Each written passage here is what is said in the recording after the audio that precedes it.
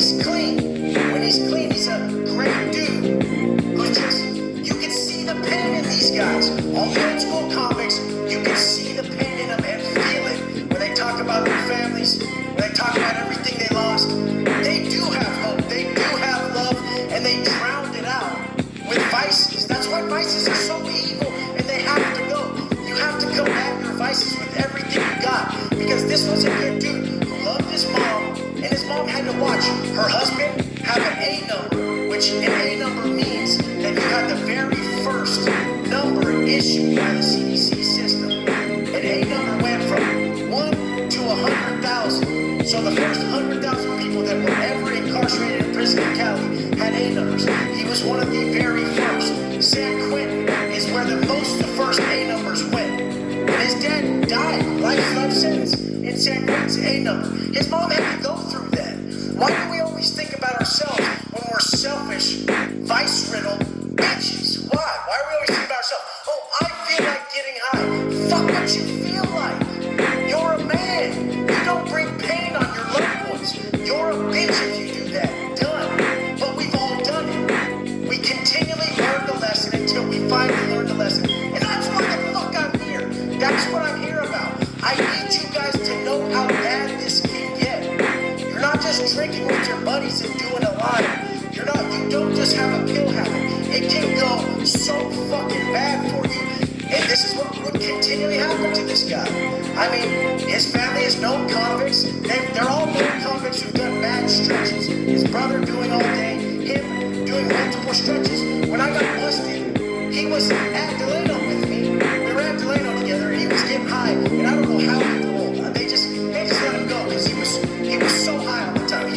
The Southsiders would call him fucking Jason, because he would stand at the top of the stairs just like a statue in the dark, high as fuck. And they'd be like, dude, that fool's straight. Jason, he's like 6'1", like 260, big old white boy, fully blasted, swastika on his throat. I don't agree with none of that shit. I don't have any racist tattoos, never would get any. That ain't me. A lot of the Woods in the system, a lot of the Peckerwoods, a lot of the Woodpile, a lot of the white boys in the system don't have racist tattoos. Most of them don't. Okay, to get that straight. But the fact is some fucking dude. And it doesn't mean he's a bad dude. It means he's a confused motherfucker. Because half these confused ass, supposed racist dudes, like I've said before, listen to rap music. They just don't know. They don't know any better. And so you have to fucking enlighten them. I had to tell one of the guys one time, because he would tell me straight up, oh, Bloodhound, that one black right there is cool. I like Bloodhound. And I'd be like, okay, motherfucker, don't you get this? If you like Bloodhound, you like that one dude out of this whole building of 200 people, then the probability and the chances, just math-wise, you like millions of blacks all around the world. Your world is just so fucking small. You don't understand it. So wake the fuck up before you ruin your life with that bullshit. They're just lost. And lost people need a path. They need to find their way. And that's why we're here. Me and you guys who fucking know this is the truth. Who know that broad generalizations are the epitome of ignorance. We're the path. We're the truth. We're the ones that are going to wake everybody up. And so Grimmage, came back with his second term. The first term, they raided his pad, found an AR-15, some weapons, some ammunition, all that shit. And he did 8 years on it. He did 8 years. He left Delano and he went home. It wasn't 2 months later that he met up with me back at the next prison I was at, which was this lame-ass Shafter, which was one of the only good level 2s at the time. Most level 2 prisons went to shit. And he shows up in Shafter. I'm like, what the fuck, bro? You're back? They literally came to his house. He's such a detrimental person to society on the street and himself with the drug use that they came to his house and busted him for guns and ammo that was left from the first case. You can look it up. There's an appeal on it. The first case that they busted him on for all those guns, they didn't get everything. So when they came to raid his house again, when he got out, there was guns and ammo still there that they didn't get the first time. Is this for sure fact? No, but this is what he told me. And you know what? I don't like to just believe people are liars. I don't. I like to believe that people are telling the truth, because that's just me. I don't like to think negatively about people. It does me no, it does nothing for me to do that. So I'm just like, fuck, that's some bullshit, because I know it's happened both ways. So I'm to choose the positive way. I'm going to choose to see people in the best light. This is what makes my life better, is to see people in the best fucking light. See the best in them. See their best qualities. So I don't hate on them. I hate when I hate on people. I feel so shitty when I'm sitting here hating on someone.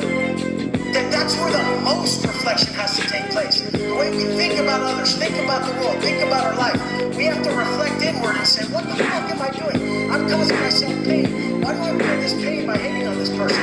Obviously, it's wrong. You have to fucking run from your intuition more and know when you're being wrong. But Rich, he comes back on a second case, and he's so distraught about it because I believed him. He really did get fucked again for another 8 years. Another 8 years. He did 8 years, got out, and got busted on the same guns and ammunition that were still at his mom's house when he got out. How fucking pissed would you be? So then he gets busted on that, he comes back, and he can't help but get high. And like I've shared before, he just kept getting high. The Southsiders didn't like it. He was giving off a bad vibe, he was losing his mind, he'd been up too long. Standing in the day room with his shoes off, we do not do that. If you have your shoes off in the day room, you get fucked up, like right on the spot by your own people. But everybody was pussyfooting around it. We were kind of just hoping that he would pull it off. Because we liked the dude, we loved him. We knew, we saw him sober, we saw him high, and we wanted to fucking help him. And we were putting ourselves at risk by not just smashing him out right away. That was a problem, we did. But we loved him, and we wanted to save him.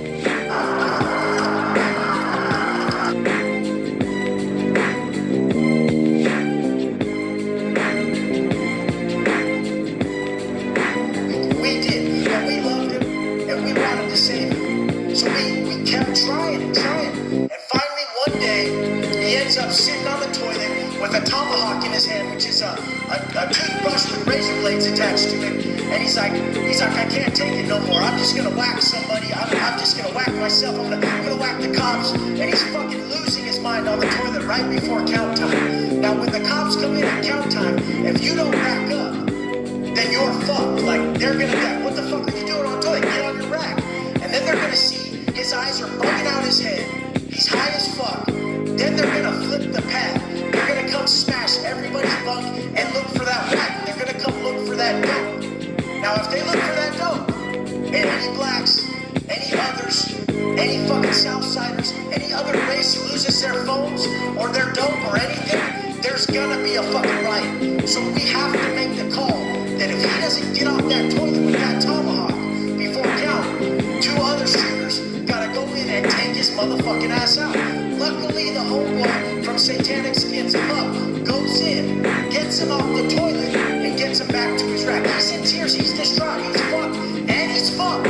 It's too late. Everybody saw it. The powers that be know it's too late. I have the block at the time. It's a wrap. It's out of my hands. The fucking call goes to the person who has the yard. I have the block. And the call goes to the person who has the yard. The person who has the yard sends the hitters by. And I put the post up the other day on Instagram, and everybody's like, they killed him? But no, they fucking removed him. When you get removed, yeah, sometimes you can get killed for that. But a removal means you get taken off that yard. You get taken off that yard, you're no longer good on that yard. I don't know what happened to him at the end. This is close to my time of paroling.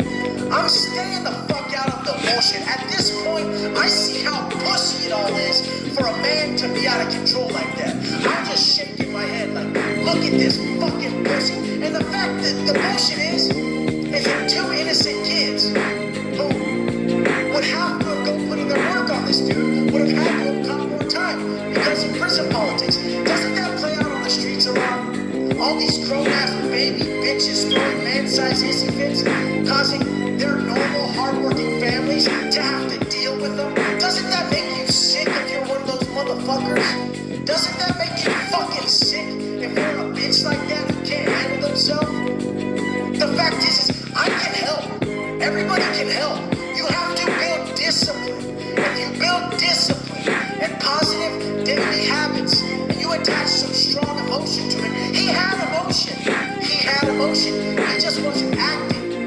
When your positive affirming emotions match with your action, you will be unstoppable. And a lot of people that use drugs and have substance problems, they have so much emotion. They're so powerful within that they control it. So it hurts me to think about because then they use the drugs because it hurts them so bad. They drink, they use drugs to dull this intense emotion, but they need to redirect it. They need to redirect this emotion. I cry every day.